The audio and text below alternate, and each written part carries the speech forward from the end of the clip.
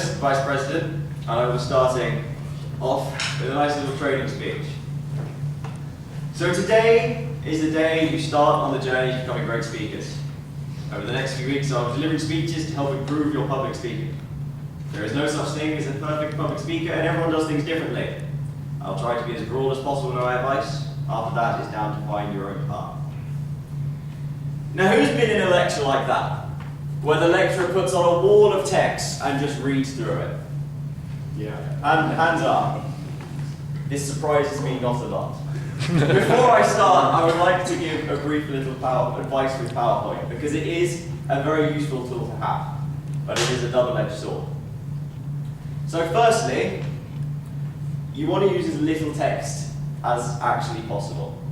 Okay? This will have two benefits. Firstly, because there's little text, it can be larger. It's easier to read.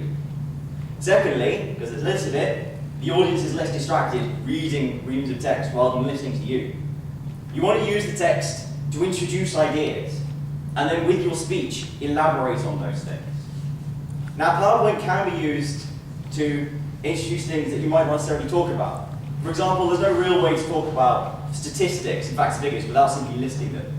So you pop them up on the screen, and then elaborate on what they mean in your speech.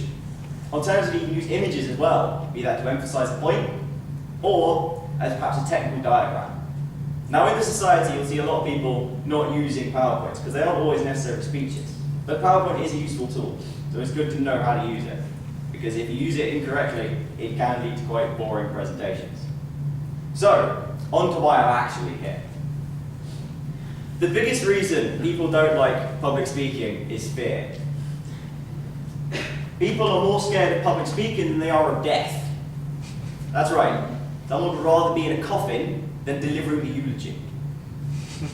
I am here to help overcome this. We'll start by considering what actually is fear. It sounds simple, bear with me. Then we will think about how you can overcome it. And finally conclude with what you would be missing out if you give in. So, what is fear? Fear is a response to a threat. It's seen across nature with things like predators and rivals. You know, the fight or flight response. When threatened, do I challenge this threat? Do I face it? Or do I leg it? Civilization has mostly grown past the whole legging it from predator stick, in England at the very least. Our wildlife is not particularly wild. So what actually is there to threaten us? What can induce fear in us? Well, when it comes to actual bodily harm, not a lot. A fear of axe-wielding homicidal maniacs is entirely reasonable. But spiders, in the UK at least, not so much. Worst they can do is throw a few cobwebs around. Nightmare for dusting, but it's not actually a threat. And yet arachnophobia is fairly common. My own personal fear is that of slugs. Bear with me on this. Back home, they have a habit of sneaking into the kitchen at night. No idea how. I absolutely despise them. So let's have a little audience participation. Who's willing to share their phobia? What are people scared of? Snakes. Snakes. Your name isn't Indiana Jones, is it, by any chance? Anyone else willing to share? Heights. Heights. Yeah, fairly common one. To be fair though, a height, you fall, can be quite threatening. Anyone else? Well, go on. Bees or wasps? Bees or wasps. They hurt, I'll give you that. So on to why we're all here. Public speaking. You know, if you are nervous, that's why we have a game. We have plenty of games designed to just get you up and speaking. You know, fear of public speaking is a lot like removing a plaster. Best way to do it, rip it off quickly. To translate that metaphor into something more tangible, that means just getting up and speaking. The hardest part is starting off. That's the key. Once you're up here and speaking, I guarantee you'll be hooked. Because really, it's absolutely fine. On top of that, the games are short, so if you are at all nervous, no need to speak for long. Plus you get a chocolate at the end of it if you need any extra incentive. The thing is, we are all in the same boat here. I might well be VP delivering a series of training speeches to inspire you to become great speakers. but I had to start off somewhere. So whether you're here to dive into the deep end or just tease your way into the waters of public speaking, this is the place for you, be it through listening to my training speeches, partaking of the games, or even just talking to people who've been here before, because we're all here to help. And that's not to say you can't prepare yourself before you start. Any kind of exercise that you find calming can be helpful. You know, just taking a deep breath before you start, before you come up, just and continue. Sometimes you don't even need that. Sometimes all you need is to smile, because it is quite hard to be nervous when you're smiling. So what could you be missing out on? For a start, there's the thrill. It is exhilarating to hold an audience's attention, to impart knowledge to them, and even to change their view. To change the view of one person is an unparalleled feeling. So imagine doing that to a large group of people. What else could you be missing out on? Well, certainly at uni, you're bound to have to do a lot of presentations.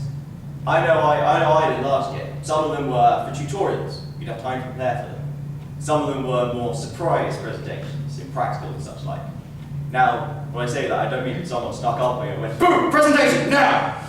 You get a little bit of time. There's never as much time as you'd like. So, by challenging fear early, you'll be prepared for this kind of thing mentally, even if you don't know it's coming. Moving past uni, employers absolutely love people who are skilled at public speaking. My dad wouldn't be where he was if it were not for the fact that he is a good public speaker. He's regularly off around the country making presentations about the Trust My Garage approval scheme, telling you how to find technical information for their garages. Hard to shut him up sometimes. But there was a time when he would have run miles for a presentation. Now it's a massive part of his job, and he's pretty damn good at it. He had to start off somewhere. Now the point is, you cannot avoid public speaking outright. So we come to the fight back to the fight or flight response. Except flight isn't really an option. Sit down. Just stand there. So, where was I? Flight isn't really an option. So, the question is, are you going to timidly jab at the back of public speaking in an attempt to mitigate conflict? Or are you going to stand up, stare public speaking in the face and say, I'm not afraid of you. You're all here. You've all come to the session. So I assume it's the latter. But if not, as I said before, talk to people. People who've been here before. We're all here to help. Now, it has been an absolute pleasure to open this first session for you. We have a member speech and we have a few games for you to play, which I hope you will all take part in. All that's left for me to do is to thank you for listening, to say I hope that this has become the first step in a path to a long and illustrious public speaking career, and to leave you with one final thought. Throughout the history of humanity, there has never been such a thing as a perfect public speaker. People can become good, people can become great, and no one's perfect. And all speakers, from the timidest creature to the greatest orator the world has ever known, have one thing in common. They all had to start somewhere.